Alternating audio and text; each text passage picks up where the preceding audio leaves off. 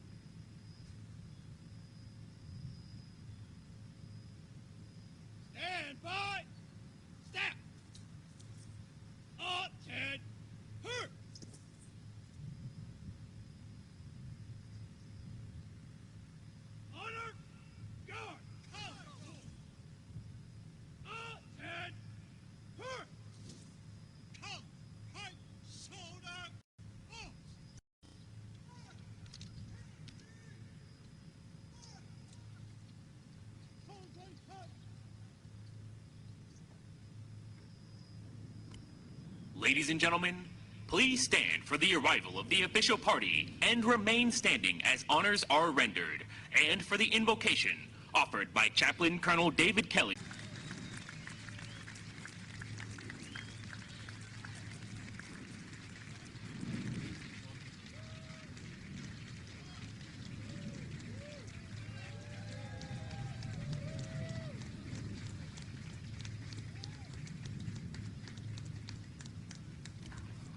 Accompanied by General Charles Q. Brown, Jr., the 22nd Chief of Staff of the Air Force.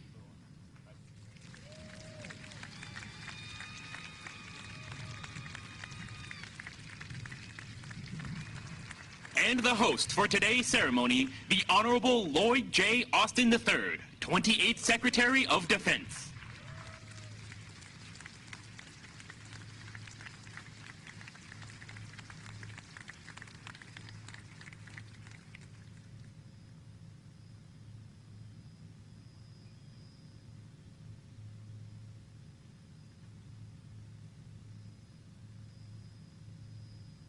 Ladies and gentlemen, the Vice President of the United States.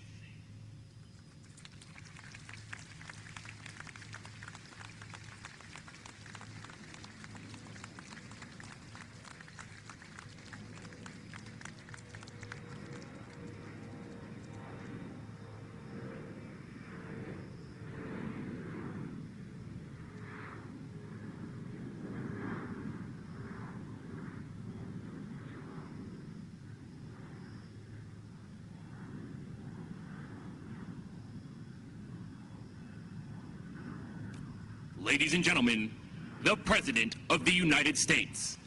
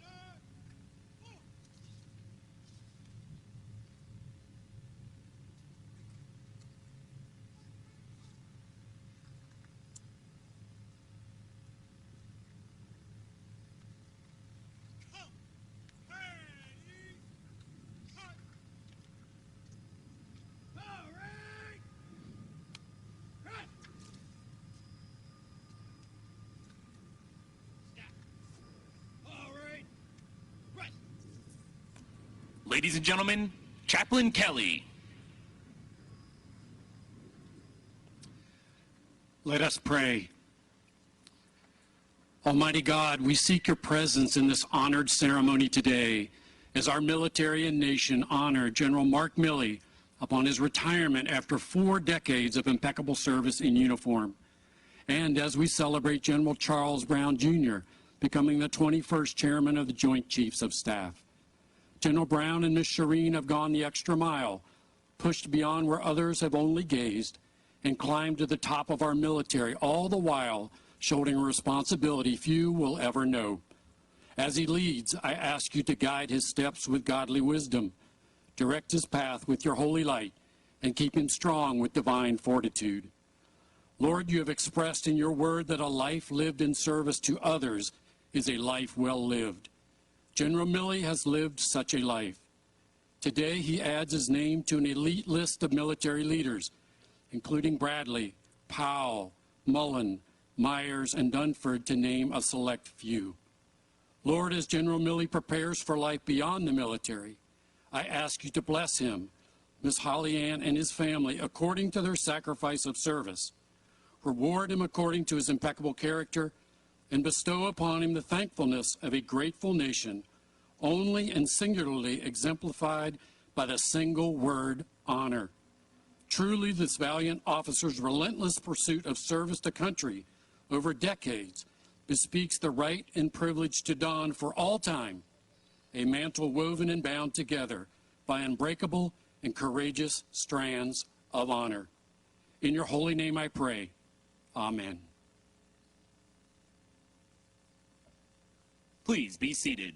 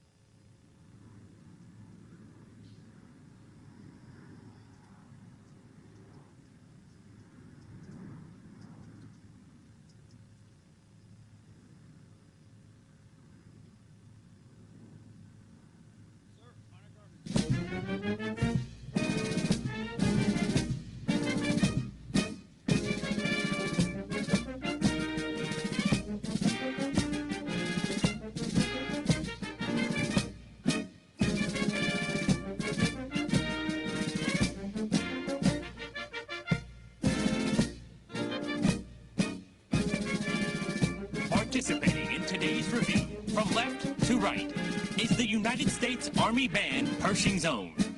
The United States Army Band is under the direction of Colonel Bruce Pulver and led by Drum Major Rob Moore. Next online are soldiers from the 3rd United States Infantry Regiment, the Old Guard, commanded by Lieutenant Jacob Trollstra and led by Staff Sergeant Rashad Kelly.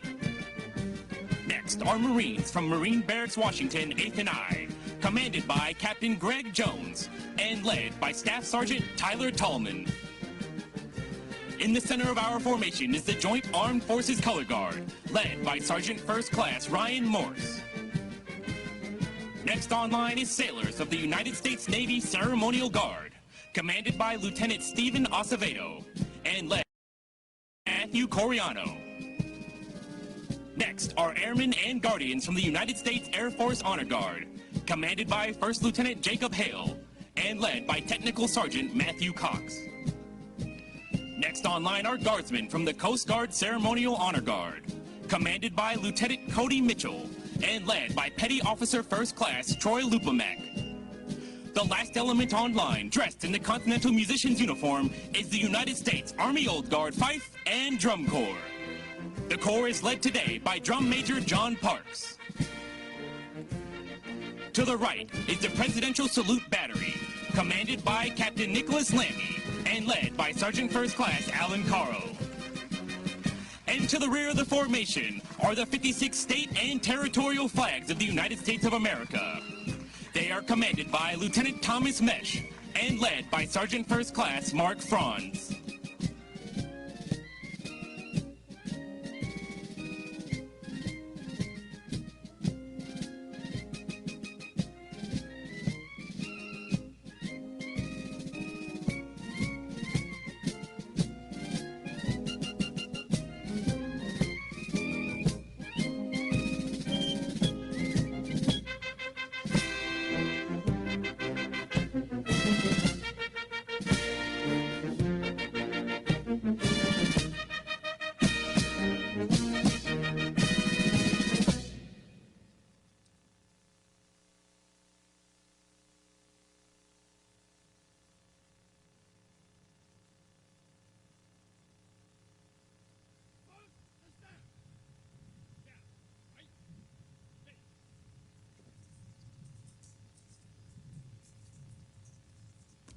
Ladies and gentlemen, please stand for the advancing of the colors and remain standing for the playing of the United States National Anthem.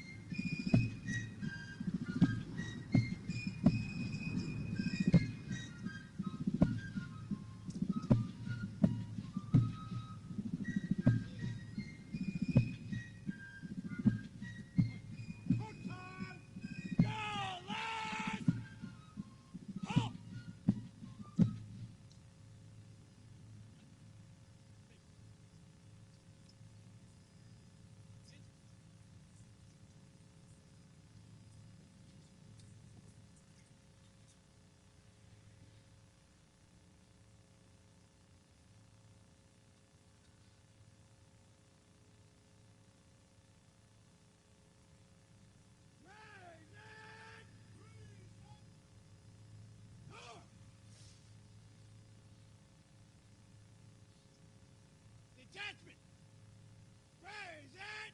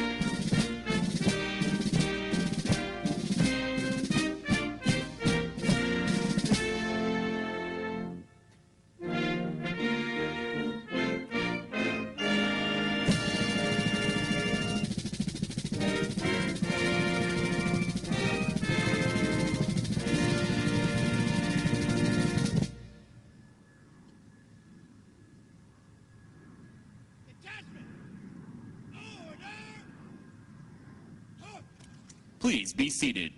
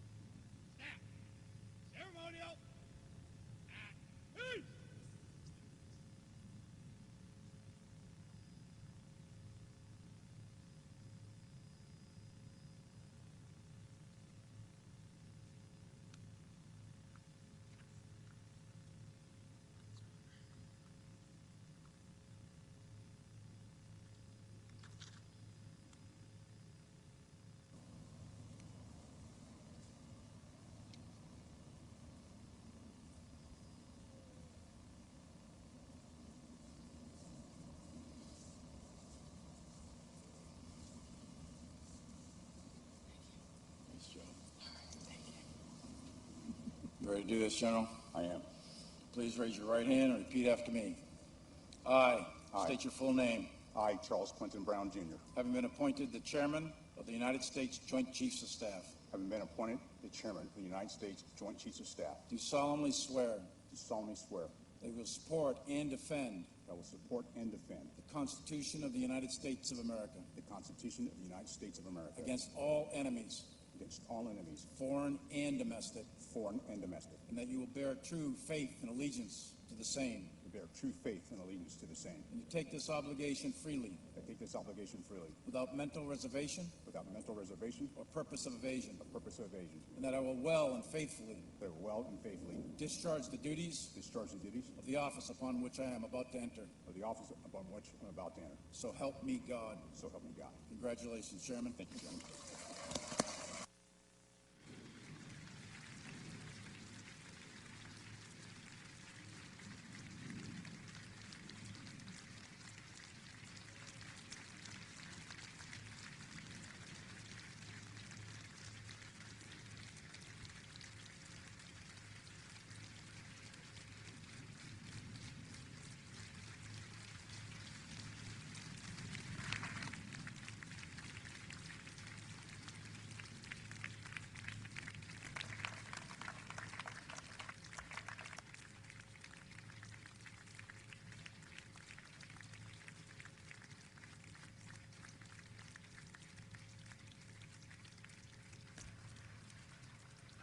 Secretary Austin and Mrs. Austin are now moving to the field to honor General Milley and Mrs. Milley. Prior to today's ceremony, General Milley was presented the Distinguished Service Medal from the Army, Navy, Air Force, Space Force, and Coast Guard.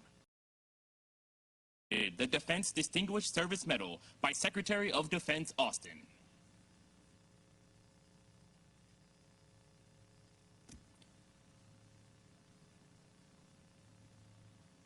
Headquarters, Department of the Army Special Orders.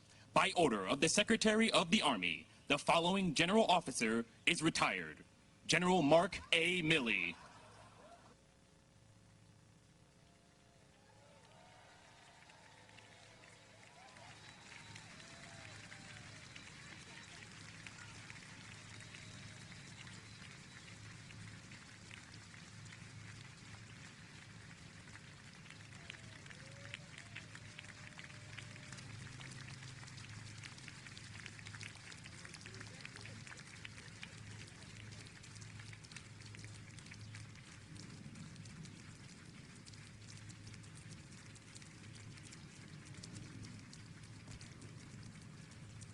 The Secretary of Defense has awarded the Department of Defense Medal for Distinguished Public Service to Mrs. Holly Ann H. Milley.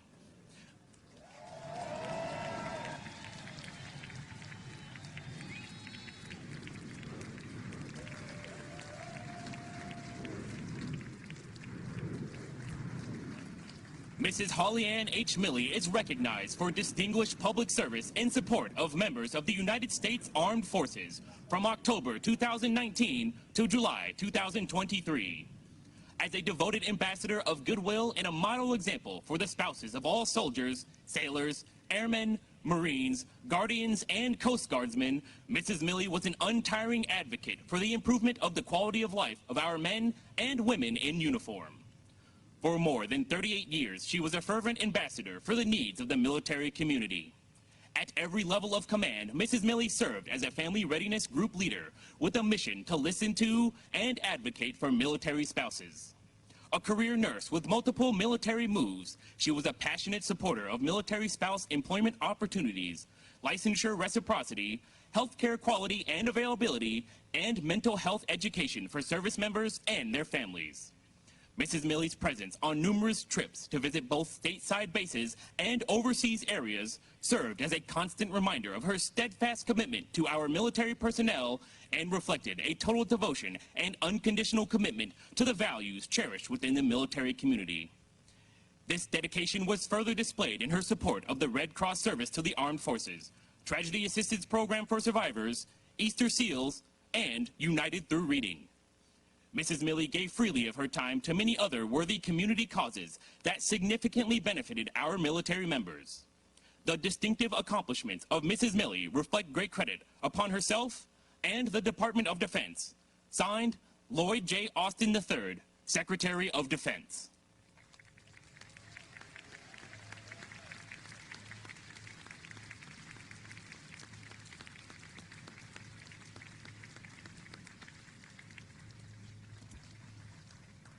On the occasion of retirement of this distinguished soldier, we also recognize the outstanding service of his wife, Holly Ann, who is presented with the Department of the Army Certificate of Appreciation for her faithful and devoted service.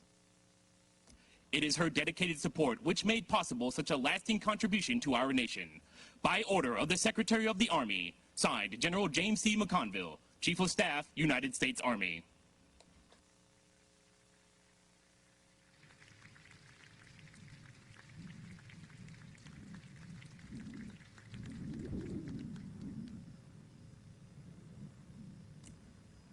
At this time, a bouquet of red roses is being presented to Mrs. Milley on behalf of General Milley, signifying his love and her unwavering support for over 40 years of military service.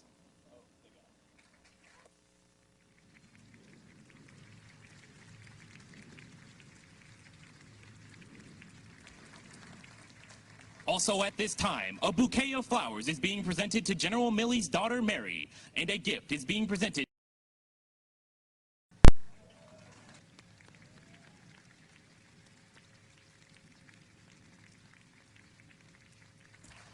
A bouquet of yellow roses is also being presented to Mrs. Brown.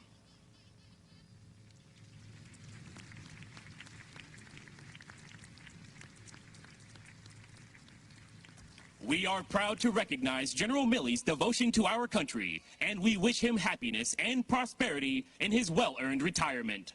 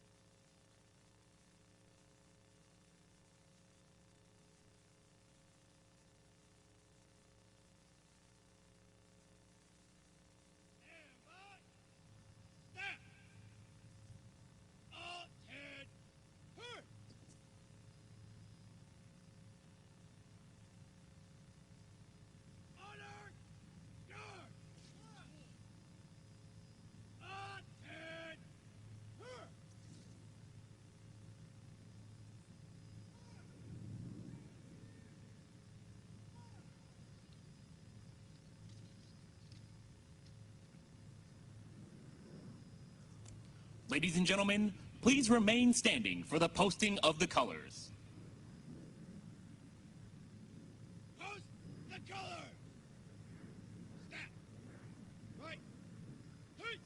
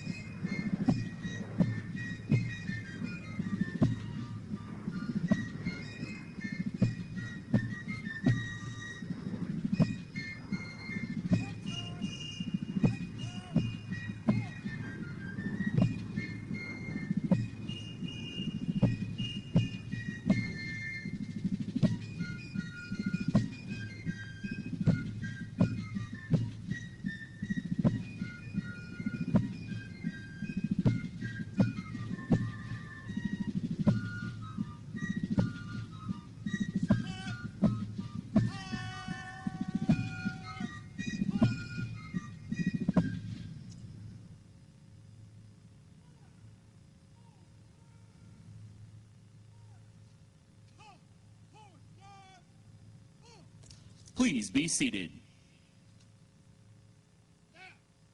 Stop! Hey!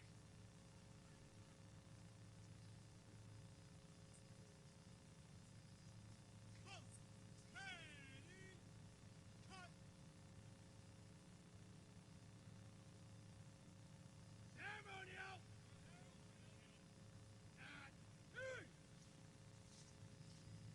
Come! Stand up! Leave!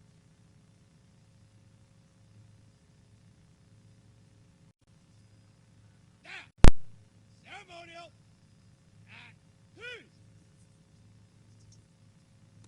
Ladies and gentlemen, the Honorable Lloyd Austin.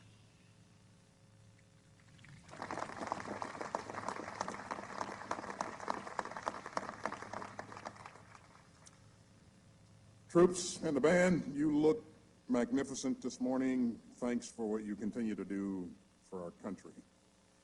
Good morning, everyone. President Biden, Vice President Harris, it is an absolute honor to have both of you here with us today.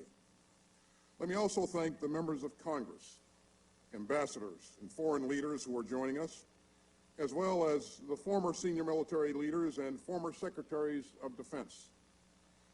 I'm glad to be here with so many of our senior leaders at the department, including our service secretaries, our service chiefs, the joint staff, and our combatant commanders.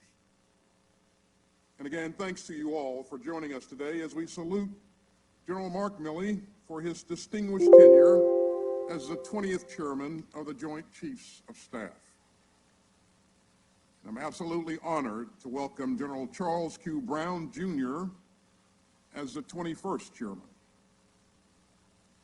Now, the service members on the field today represent our joint force, the troops who General Milley led with such passion and skill as chairman. Every day, that force defends our country and supports our allies and partners, advances our interests, and upholds our founding values. So today is a celebration of every American who volunteers to wear the cloth of our nation. And it's a celebration of the distinguished career of General Mark Milley. Now, you may not know this, but he grew up in Boston. It's a little-known fact, unless you've ever met the guy. He calls Boston the Holy Land. So to him, Bobby Orr of the Boston Bruins is a patron saint. And Bobby Orr once said that hockey teams win because of hard work and sacrifice. Without that, he said, skill is just potential. But General Milley has never let his skill languish as just potential. He's always been eager to get into the fight. And I've seen that firsthand over our long history of working together, including one time when he got me blown up, literally. You see, during the Iraq War, I was commanding the 10th Mountain Division, and he was one of my brigade commanders. And during one of my visits, one of his troops was wounded. And Mark said, "Hey, sir, let's go into town to the hospital to see our soldier. We'll do it at night when it's easier and there's not much activity." And so as we prepared to depart, following detailed rehearsals, I said to General Milley, "You know, Mark, this just doesn't feel right." But Mark said, "Hey, don't worry, sir, we do this all the time." So we took Route Irish in Baghdad, which was known as the most dangerous road in the world. And we promptly got hit by an IED. It hit my door and shredded the tires on our Humvee. And it was pitch black and smoky. And Mark said, "Hey, sir, are you okay?" I said, "Mark, we've just been hit. I'm angry because we can't return fire because the guy ran away. The vehicle is damaged. I recommend we get the hell out of here." And we finally did. And afterwards I asked, "Hey, General, has this happened to you before?" And Mark said, "Oh, yes, sir. I've been blown up about 5 times now." Like I said, he was always eager to get into the fight. And he's never hesitated to charge into danger for his troops or for his country. This goes back to his earliest days as an infantryman and a Green Beret, including his time commanding a battalion in the famed 506 Parachute Infantry Regiment. And during his brigade command, what I saw was what so many others have also seen: his vigor, his grit, and his tremendous leadership potential. So following brigade command, I encouraged him to serve on the Joint Staff. And there he learned a ton of skills that would help him later in his career. He continued to rapidly climb. And in 2015, he went on to spend 4 demanding years, as the Chief of Staff of the Army. And he loved absolutely every minute of it. And then General Milley agreed to serve another 4 years in an even tougher job. Now think of everything that our military has done during his tenure as chairman. We've taken on the pacing challenge of the People's Republic of China, confronted a once-in-a-generation pandemic, and led the world to help Ukraine fight back after Russia's imperial invasion. And General Milley has a deep sense of history. And he knows that future generations would judge us harshly if we failed to defend the post-war order built by American leadership. And so he hasn't just studied history, he has made history. Now, his sense of calling grew out of the proud military family, Milley family heritage of military service. And General Milley's own life of service would not have been possible without his outstanding family. His wife, Holly Ann, is an accomplished critical care nurse, and she is also the real deal. At a ceremony a few years ago at Arlington National Cemetery, someone collapsed in the crowd. And Holly Ann didn't hesitate. Paramedics. And after a couple of sets of chest compressions, the man finally took a deep breath. And that's not the first time that she saved a life at an event. One time at an Army gala, she performed CPR on someone else in trouble while wearing an evening gown. And for too many times to count, she's been a lifesaver for Mark and their family. While he was away on deployments, Holly Ann cared for their beloved kids, Peter and Mary. And over the years, the Milley family has moved more than 20 times.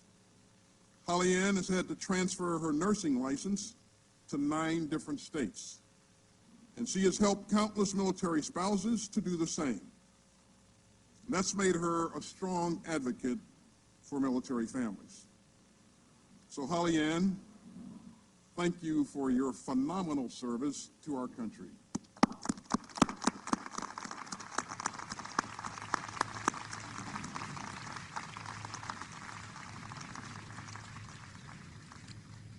We're also grateful for Mark and Holly Ann's son, Peter, and his wife, Meredith, and for their daughter, Mary, and her husband, Andrew, and their kids, Alice, Ben, and Clark. And Andrew, thank you for your 8 years of service in the U.S. Army, including as a company commander and a trainer in the 82nd Airborne Division. This is an extraordinary military family. Now, General Milley is a scholar and a warrior. We respect him for his wits, but we love him for his heart. And he's thrown his whole heart into leading this tremendous joint force of soldiers, sailors, airmen, Marines, guardians. And in retirement, he'll have more time for his second favorite joint force: the Red Sox, Patriots, Celtics, and the Bruins. Mark, I know that most of all, you're looking forward to spending more time with your grandkids. And after a lifetime devoted to the common defense, you have more than earned some time for the pursuit of happiness. So at this bittersweet moment, let me simply say, thank you, General.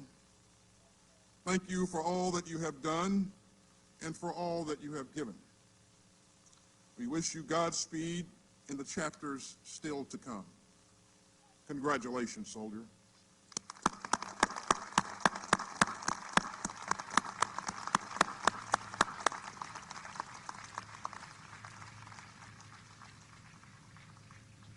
Now, General Milley is a tough act to follow, but we are fortunate to have a tremendous leader in General Brown. He will guide our brave troops without fail and defend our democracy without flinching. And I'm honored to have the chance to say a few words about our great new chairman of the Joint Chiefs. But before I do, I want to mention some other outstanding American military leaders. I'm truly pleased that the United States Senate recently confirmed General Brown as our next chairman. I'm also glad to welcome General Randy George as our next Chief of Staff of the Army, and General Eric Smith as our next Commandant of the Marine Corps. But 367 of our outstanding general and flag officers are now grappling with the uncertainty of a blanket hole. So I urge the Senate to swiftly confirm all of our distinguished military nominees. And that brings me back to our next chairman.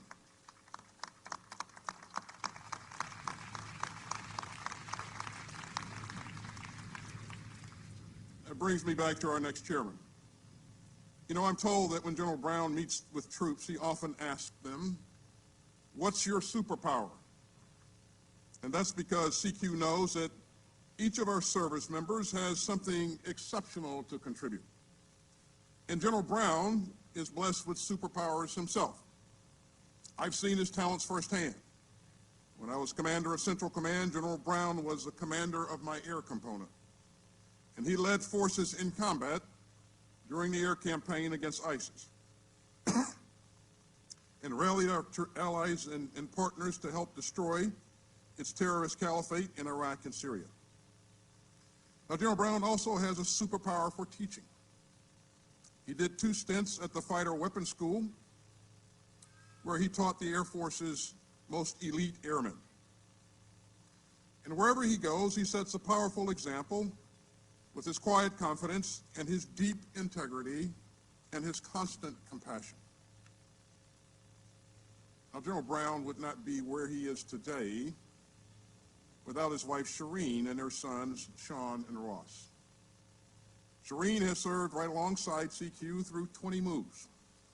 She has helped shape DOD's exceptional family member program so that more families with special needs can get better resources and support. So to Shireen and the entire Brown family, thank you for all that you do to strengthen our military community, for supporting General Brown as he takes the helm of our joint force. General Brown, I know that you'll make us all proud as the chairman. And to our entire joint force,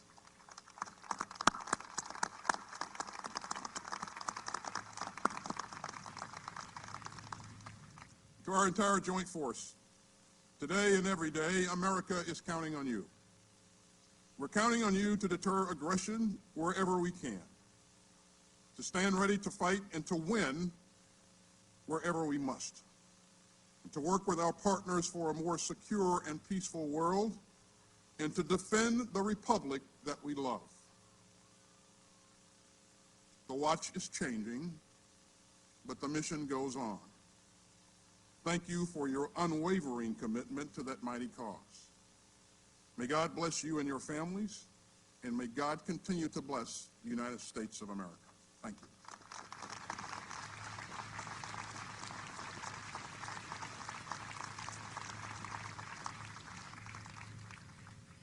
Stand by.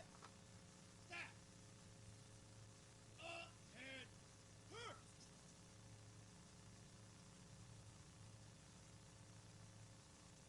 Honor your cause. Up and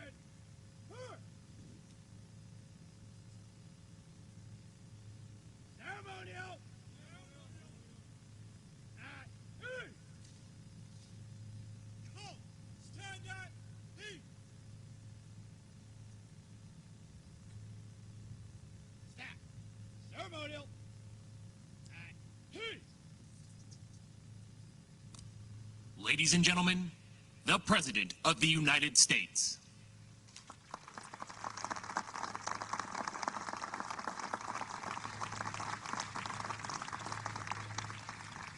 Thank you very much.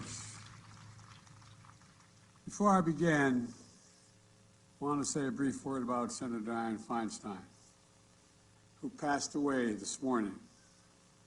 She was a historic figure, trailblazer for women, and a great friend. Dianne made her mark on everything from national security to the environment, to gun safety, to protecting civil liberties.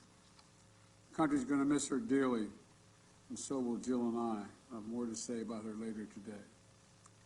Vice President Harris, our second gentleman, Secretary Austin, members of Congress, leaders of the Department of Defense, both current and former, friends and officials from around the world, thank you for being here today to mark the change of responsibility and to celebrate the service of General Mark Milley, a combat infantryman, a master parachutist, a Green Beret, a warrior who served a total of 5 years in war zones, from Panama to Haiti to Bosnia to Afghanistan to Iraq, with a chest full of medals to show for it. A leader who once ran across a bridge booby-trapped with mines to stop 2 battle tanks evacuating wounded troops from driving across it.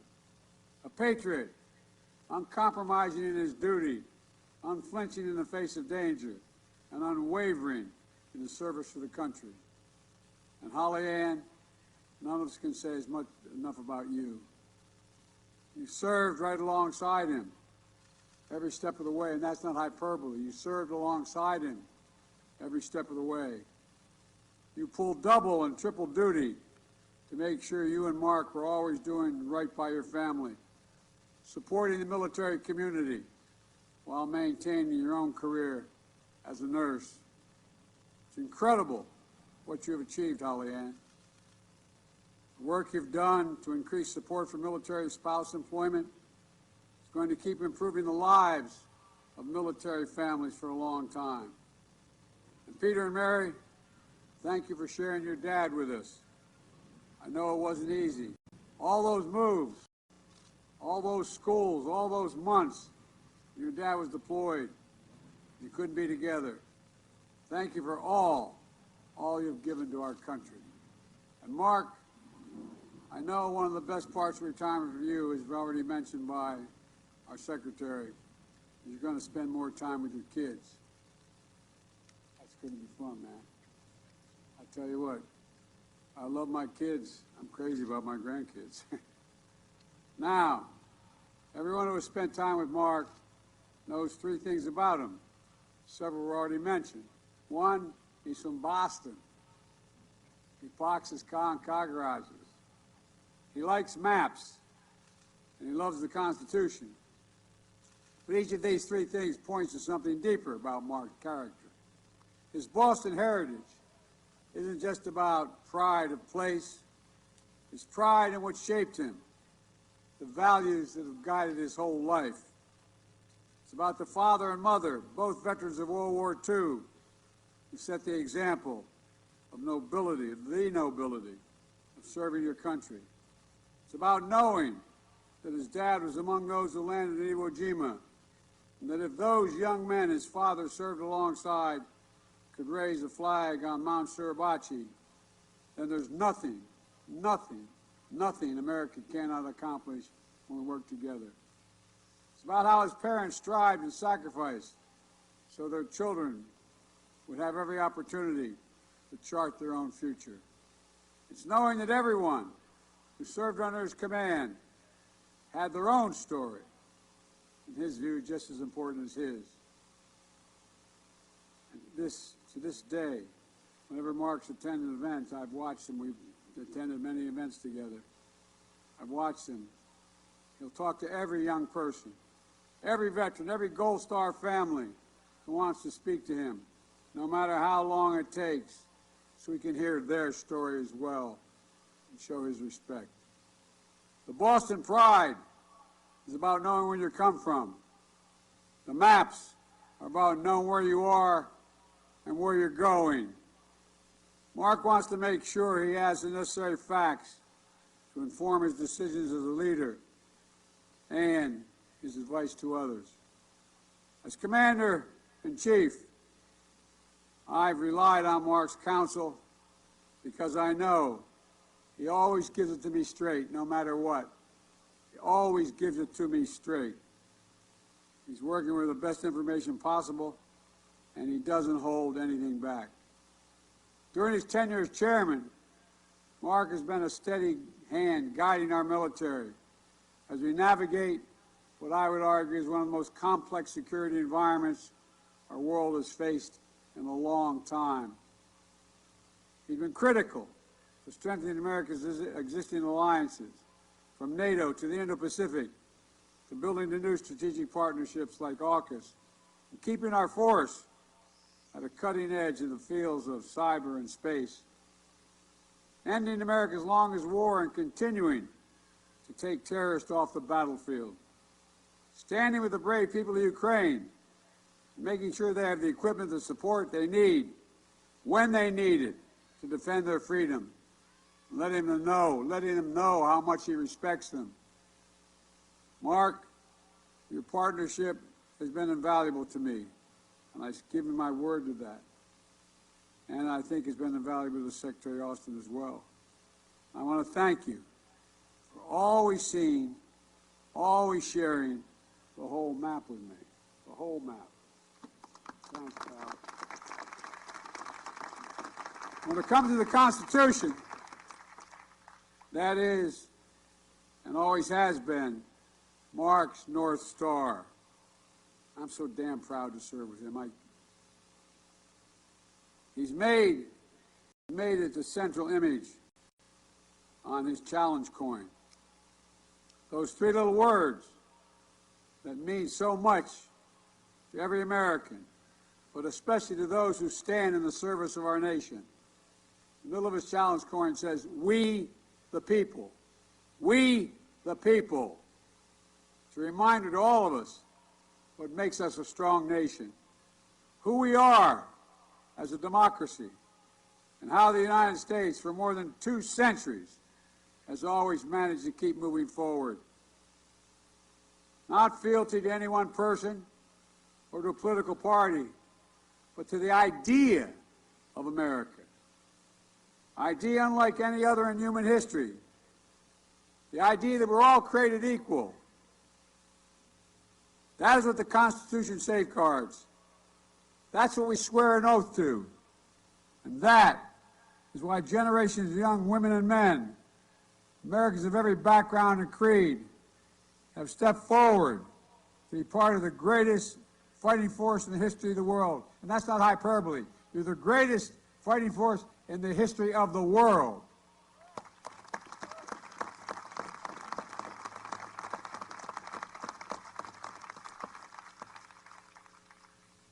I've seen you in Afghanistan, Iraq.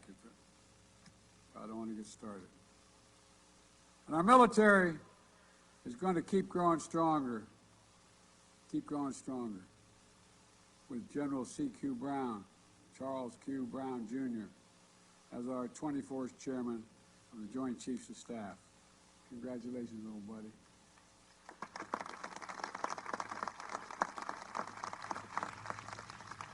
As Mark will tell you, I'll be meeting a lot with you. I said when I nominated General Brown as a seasoned warrior with deep combat experience, an experienced commander of the Joint Force, top flight strategist, a leader known throughout the force for his unmatched judgment and unflappable demeanor. Like General Milley, General Brown is a patriot through and through, sworn to uphold and defend the Constitution. He and his wife, Shireen, have dedicated themselves to keeping our military and their families healthy and vibrant. I thank you both and your sons Sean and Ross for everything you've given to our country over the years. I look forward to working even more closely with you, CQ, as we take on the challenges ahead to ensure that our force can continue to deter and defeat any potential threat to the American people. As Secretary Austin noted, I'm glad that General Brown was confirmed by the Senate, along with the new Commandant of the Marine Corps and Army Chief of Staff. But I must be careful here how I say this, but it's thoroughly, totally unacceptable that more than 300 other highly qualified military officers are still in limbo. I've been here a long time. I've never seen anything like this. It's outrageous, and it must stop. Their promotions, their careers, their families, their futures, held hostage by the political agenda of one senator and the silence of another 47 of them. It's a drag on our force. It impacts everything from readiness to morale to retention. That's an insult to the officers. Years of dedicated service. Our troops deserve so much better. When the House fails to fulfill its most basic function, if it fails to fund government by tomorrow, we'll have failed all our troops. Our service members will keep upholding their oaths, showing up for work, standing sentinel, keeping our country secure, but they won't get paid. It's a disgrace.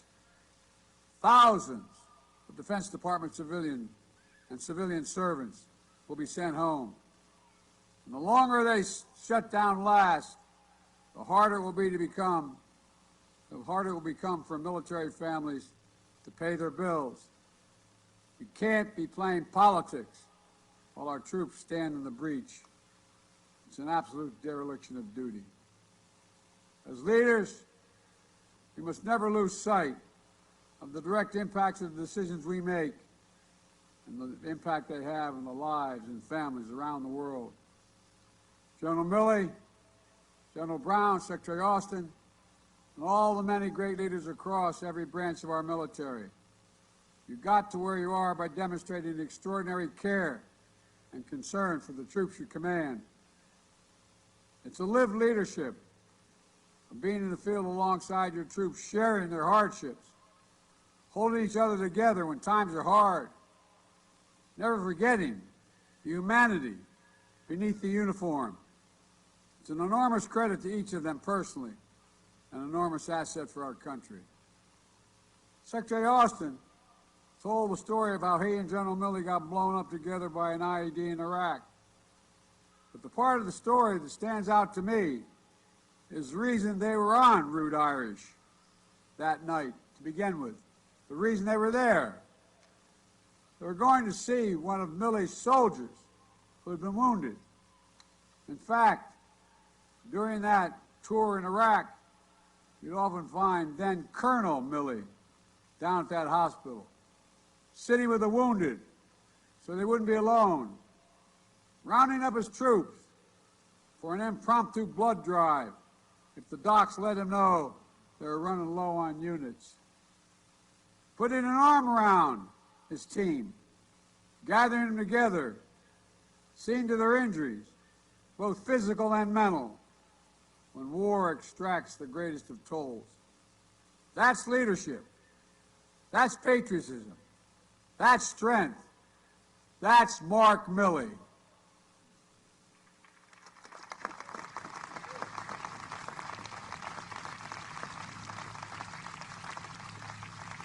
Mark, you know how strongly I feel about you. You've given remarkable service to our country. You've done honor to the uniform of our nation.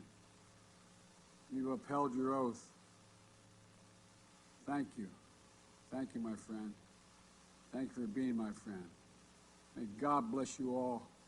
And may God protect our troops.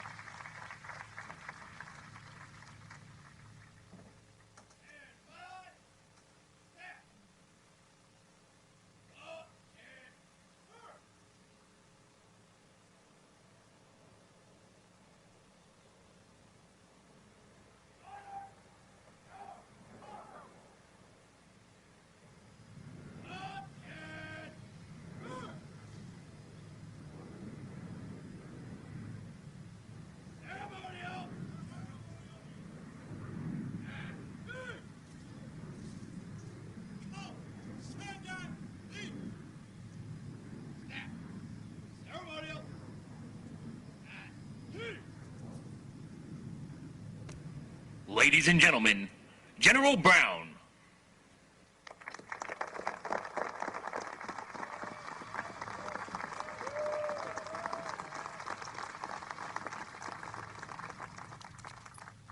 To our congressional leaders, our Department of Defense leadership, both past and present, our many distinguished guests, family, friends, joint teammates, allies and partners, service members and families of the United States Armed Forces, good morning.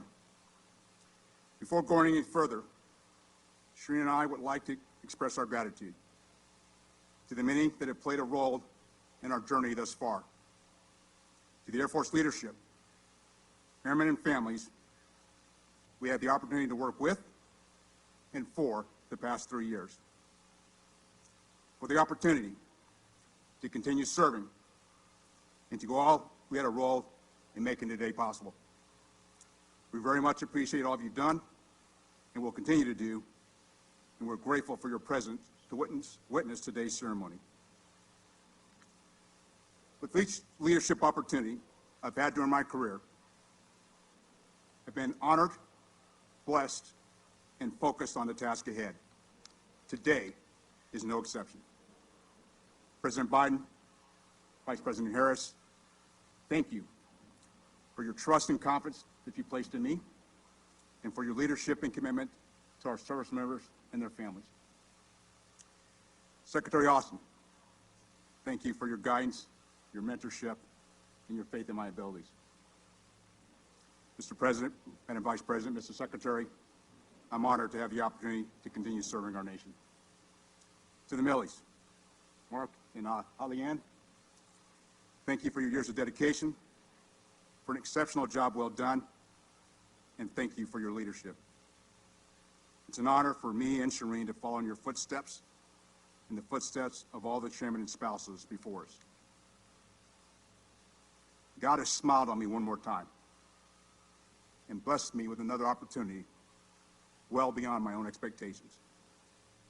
I'm blessed with a tremendous family, my commissioning officer, and my most influential mentor, my father, Charles.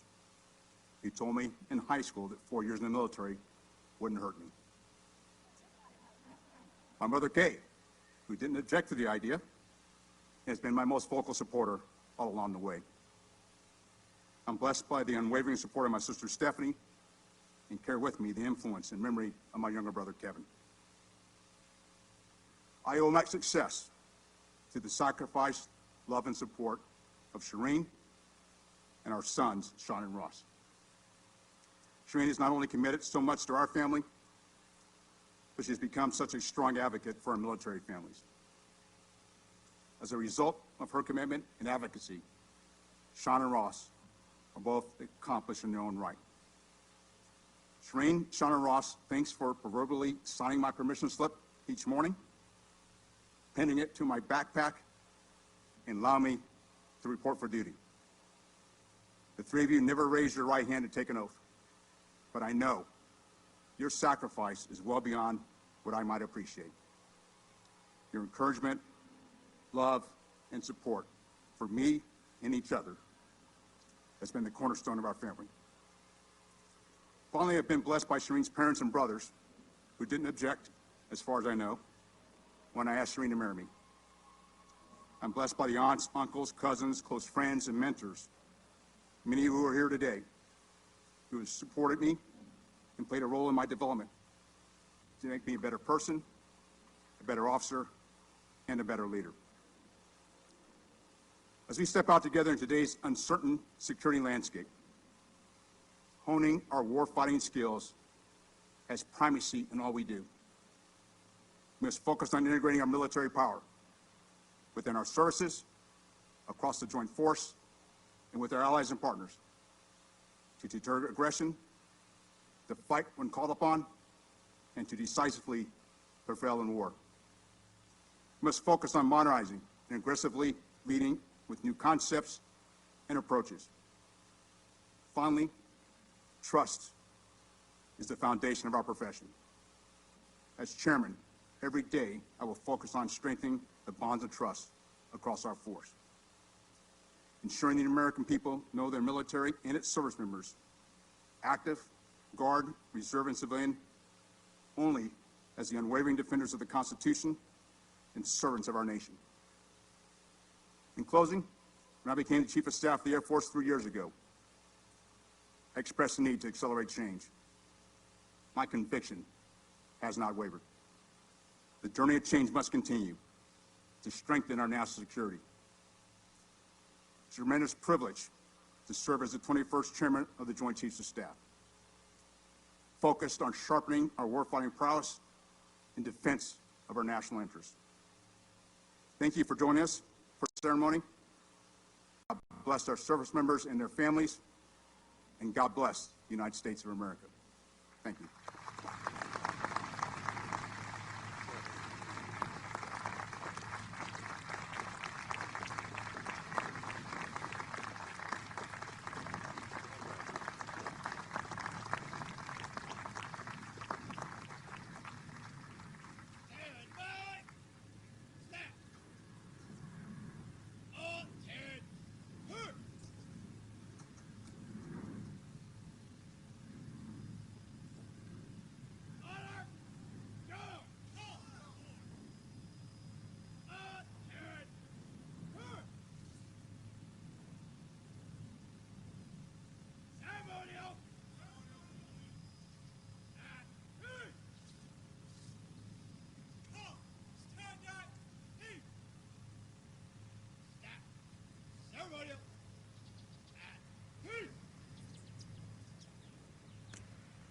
Ladies and gentlemen, General Milley.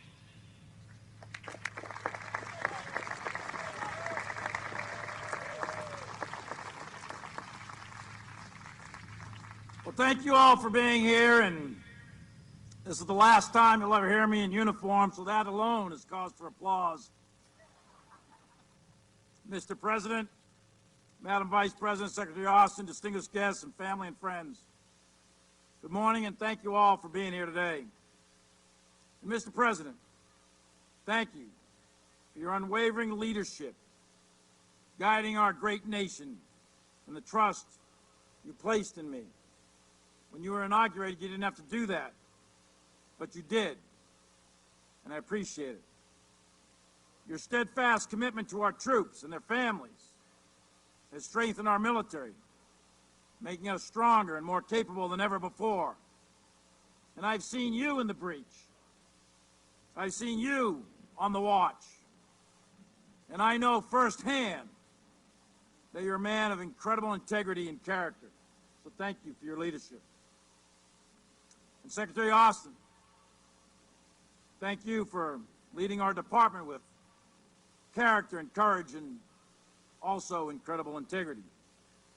You served our nation consistently for nearly 5 decades now, in and out of uniform. A Silver Star recipient, a man of enormous courage, both moral and physical. I am personally thankful for your guidance and your vision over the last 30 years that you and I have served together in peace and war. To the members of Congress, I want to take a moment and just acknowledge the tremendous service of Senator Feinstein. And may she rest in peace in the eternal embrace of God's comfort.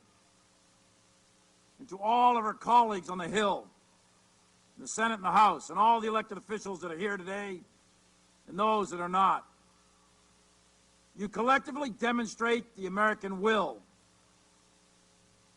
And we are viewed as either unified or divisive. That is your choice. But everybody watches. We in uniform appreciate your current support, and we count on your future support.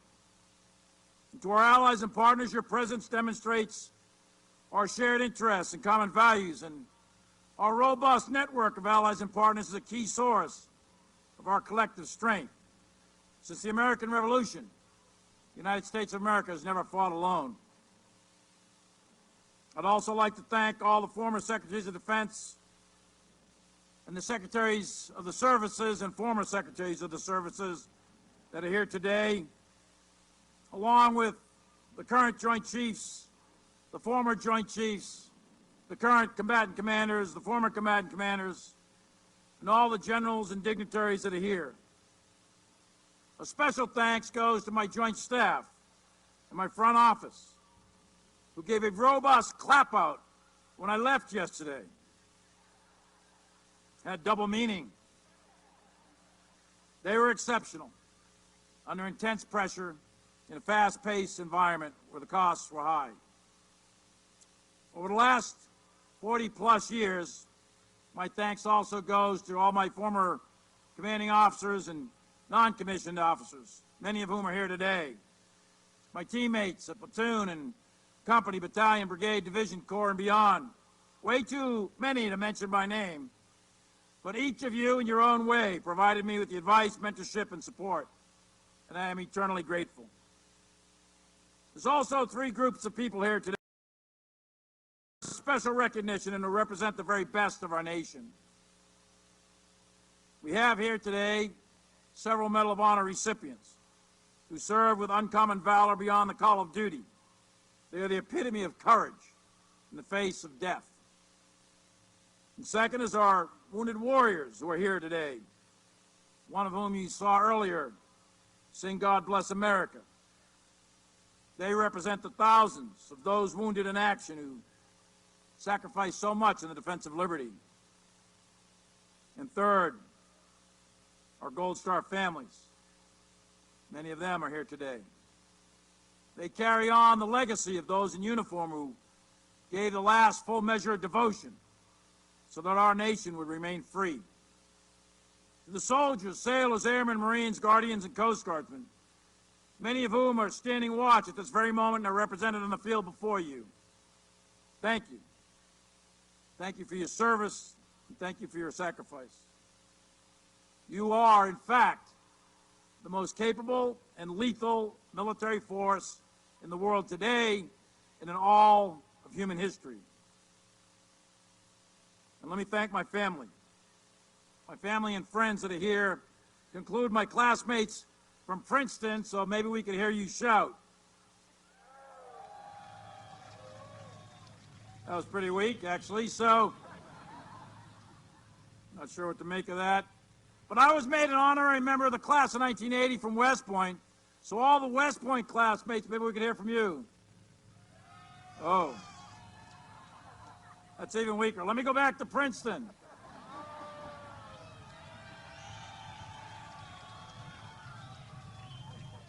That's all a result of last night. So,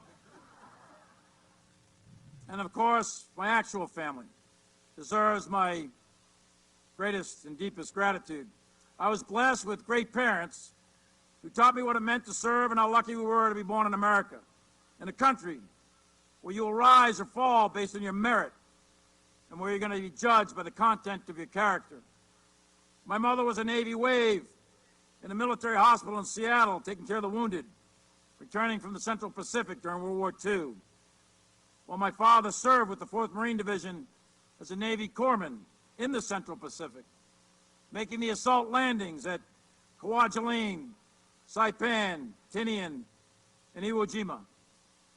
Neither one of them ever went to college, but they knew what this country was about.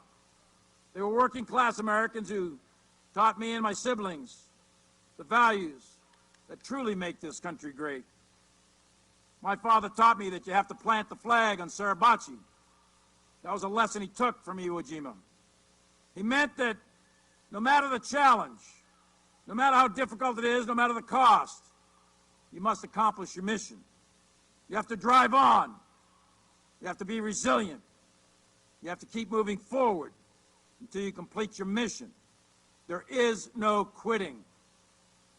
Like most kids, we owe our parents everything. I also want to recognize my cousins who are here, the McCalls and the Murphys and so many others that are with us today. And my older brother Sandy is here with his wife and sons, and our sister Mary Catherine, who recently passed, but I know she, along with our parents, are here in spirit. But most importantly, I want to say thanks to my wife of 38 years, Holly Ann. You've been the anchor of our family, essentially a single mom to two wonderful kids during 2 decades of war, like so many other spouses of those of us in uniform. You buried our dead. You comforted the families in their grief. You cared for our wounded in ways not seen by most. You were always there for our military families with love and compassion in the darkest of moments. I know you never expected the heavy burden of being married to someone like me, but the good Lord blessed me to have you walk this path of struggle for the last 40 years. I love you more than words can ever express. And to Mary and Peter, the sacrifice of those of us in the military is felt by our families, but most of all, most heavily, the burden falls on our children. You attended 11 different schools and 24 moves. Mary, you were just born when I went into Panama. And you were 12 and Peter was 10 when terrorists attacked this country on 9/11. And you watched your dad deploy year in and year out for the next decade and a half. You dealt with struggles that children should never have to be burdened with. The fear that your father would never come home. Some of the fathers and mothers of your friends were in fact killed in action, and others were wounded. And you saw that trauma, you saw that pain, you saw that agony through the eyes of a child. And you, like the children of every soldier, sacrificed more than most in this crowd will ever know.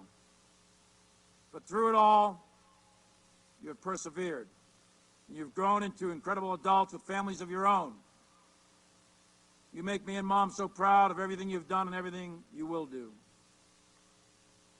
I could not have made it through 4.5 decades of military service without each of you. I'm deeply honored to have worn the cloth of this nation for 43.5 years, and I'm humbled to have served as the 20th Chairman of the Joint Chiefs of Staff. The Joint Force, as I said, is the most lethal and capable military in the world, and our enemies know it. We are currently standing watch on freedom's frontier with a 250,000 troops deployed in 150 countries. In the last 4 years, we've executed countless operations, exercises, and training around the world. We've destroyed ISIS and served justice to Baghdadi.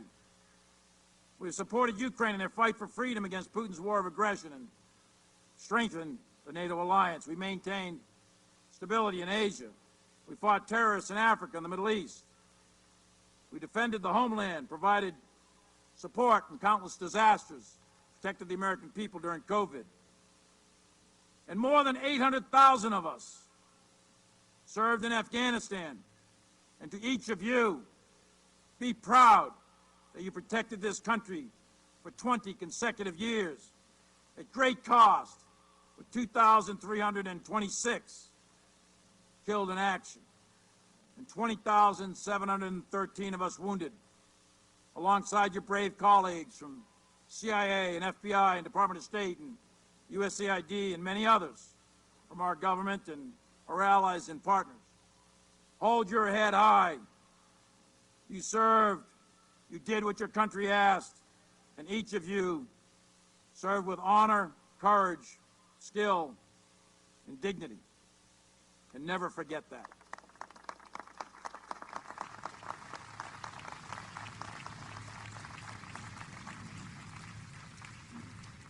Today, our joint force is ready. Right now, as we are here at Fort Myer on this field, there are 60 to 100 United States Navy warships sailing the 7 seas to ensure freedom of navigation. And our Coast Guard has saved countless lives at sea. Right now, in the last 24 hours, we flew over 5,000 sorties. And we do that every day to protect our homeland, support our allies, and keep the skies safe. Our Space Force is rapidly expanding into that new domain. And our Army and Marines are currently forward deployed to maintain peace and stability throughout the world. And simultaneously, this joint force is preparing for the future. We're investing in capabilities to sustain our military overmatch and modernize the force. And our pace forward will not stop. General C.Q. Brown is the right leader to accelerate change. He's the right man at the right time to carry on the mission of this great military. CQ knows how to lead a global fighting force. He will build combat readiness, and there's no doubt he will meet the challenges of tomorrow. And beside him is his wife, Shireen, and their sons, who have been pillars of support throughout this journey. Congratulations to you and your family. And CQ, we look forward to your leadership over the next 4 years. You're a man of character and integrity, and that is your most important quality. So thank you, CQ, for what you're about to do.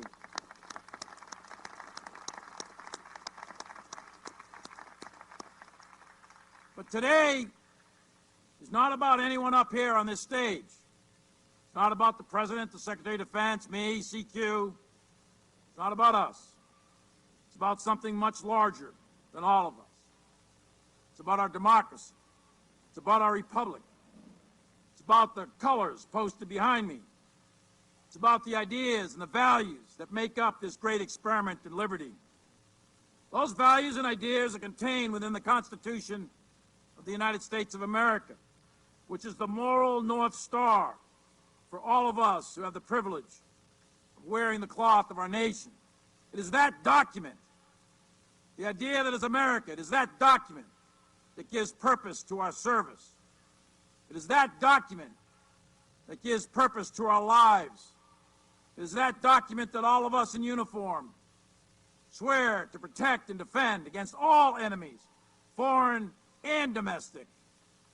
That has been true across generations, and we in uniform are willing to die to pass that document off to the next generation. So it is that document that gives ultimate purpose to our death. The motto of our country is E pluribus unum. From the many come one. We are one nation under God. We are indivisible with liberty for all. And the motto of our Army for over 200 years, since 14 June 1775, when a company of Pennsylvania riflemen formed it, the motto has been, "This we'll defend." And that this refers to the Constitution of the United States, that we, the people, in order to form a more perfect union, to protect the liberty of this country. You see, we in uniform are unique. We are unique among the world's armies. We are unique among the world's militaries. We don't take an oath to a country. We don't take an oath to a tribe. We don't take an oath to a religion. We don't take an oath to a king or a queen or to a tyrant or a dictator. And we don't take an oath to a wannabe dictator. We don't take an oath to an individual. We take an oath to the Constitution, and we take an oath to the idea that is America, and we're willing to die to protect it. Every soldier, sailor, airman, Marine, Guardian, and Coast Guardsman, each of us commits our very life to protect and defend that document, regardless of personal price, and we are not easily intimidated. More than 1.1 million in uniform have paid the supreme sacrifice, to include the 400,000 that rest in eternal peace at Arlington National Cemetery. Those who sacrificed themselves on the altar of freedom in the last 2.5 centuries of this country must not have done so in vain. The millions wounded in our nation's wars did not sacrifice their limbs and shed their blood to see this great experiment in democracy perish from this earth. No, we, the United States military, will always be true to those that came before us, We will never, under any circumstances, turn our back on our duty.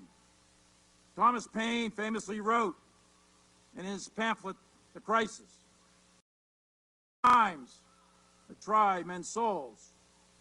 The summer soldier and the sunshine patriot will, in this crisis, shrink from the service of their country. But he that stands by it now deserves the love and thanks of men and women. And tyranny, like hell, is not easily conquered. From the earliest days, before we were even a nation, our military stood there. It stood on the wall, it stood in the breach, it suffered the crucible of combat, and it stood the watch and defended liberty for all Americans. Each of us signs a blank check to this country to protect our freedom. The blood we spill pays for our freedom of speech. Our blood pays for the right to assemble, our due process, our freedom of the press, our right to vote, and all the other rights and privileges that come with being an American. It is the blood of our fallen, it is the blood of our wounded that sustains our freedom, and we should always be inspired by them. We should never forget them, and we should always honor them. That is why my father's uncle fought and was wounded at the Meuse-Argonne in 1918. That's why his other uncle fought and was hurt at Gallipoli in 1916. That's why my uncle, my father's brother, was at Normandy, and while my mother's brother was in the Philippines. That is why yet another uncle fought in Korea, and my cousins fought in Vietnam. That is why my mother treated those returning from the Pacific. And that is why my father hit the beach at Iwo Jima. So that we, the people, in order to form that more perfect union, may enjoy the fruits of life, liberty, and the pursuit of happiness. We, the American people, we, the American military, must never turn our back on those that came before us. And we will never turn our back on the Constitution. That is our North Star. That is who we are, and that is why we fight. Thank you, and may God bless our military, and may God bless the United States of America.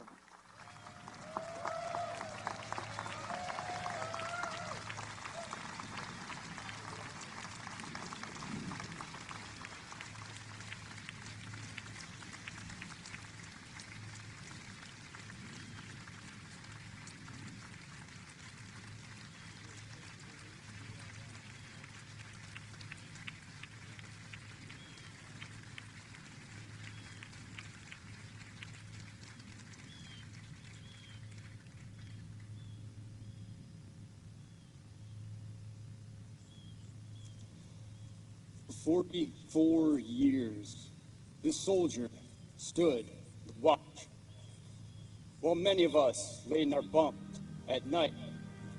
This husband stood to watch. Of us were in school, learning our trade. This father stood to watch. Yes, before some of us were born in this world, this Army captain stood to watch.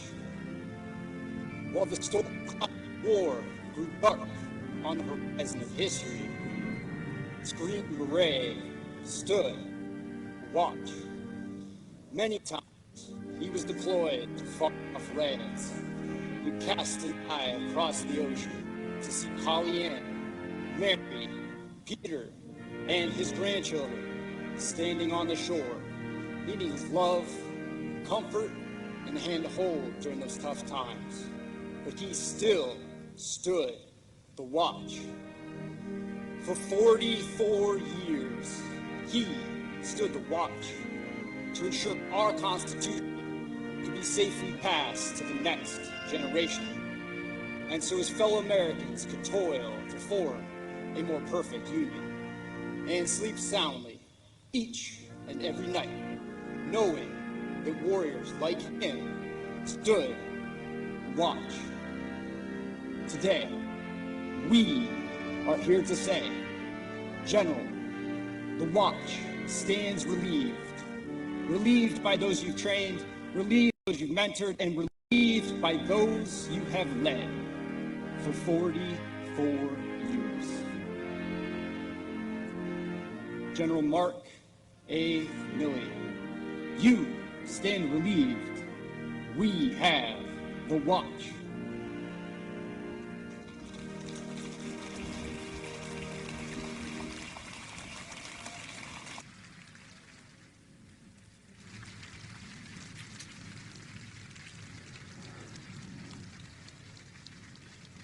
Stand by.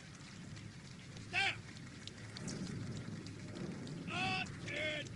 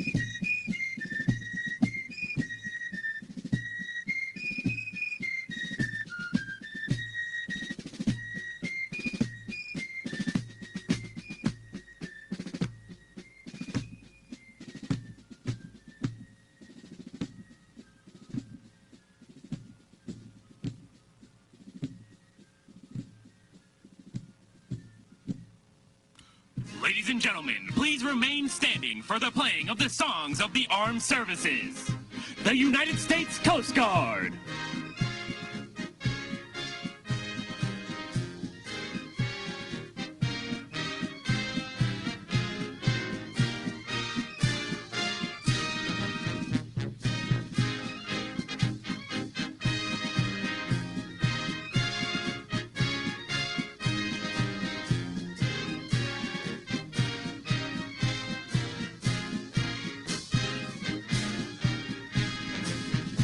The United States Space Force.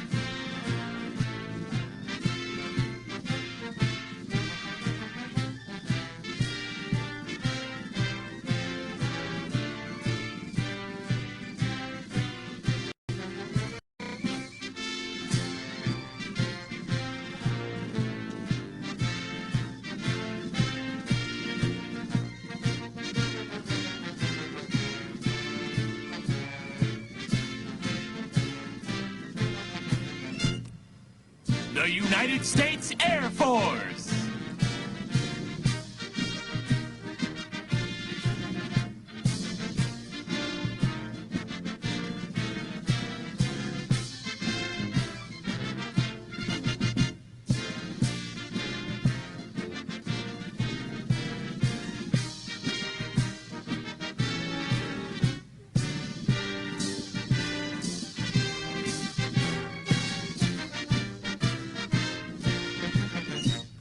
The United States Navy.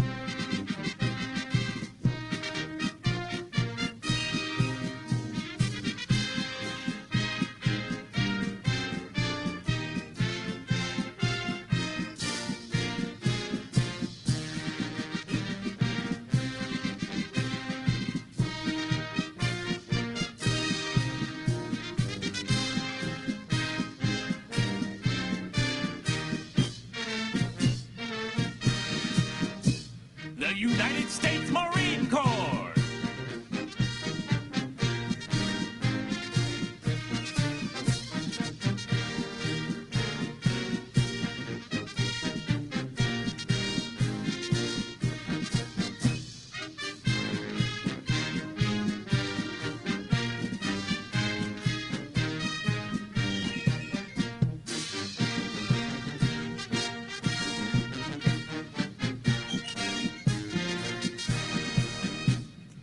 The United States Army.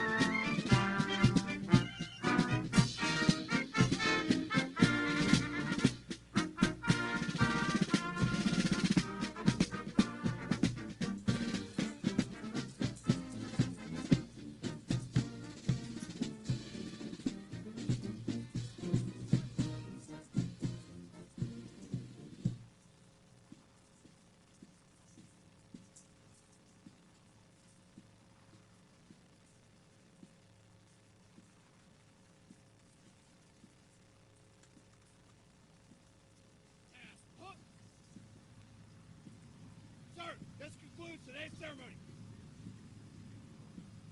Aye, sir. Now, forward. Ladies and gentlemen, please remain in place until the departure of the presidential motorcade.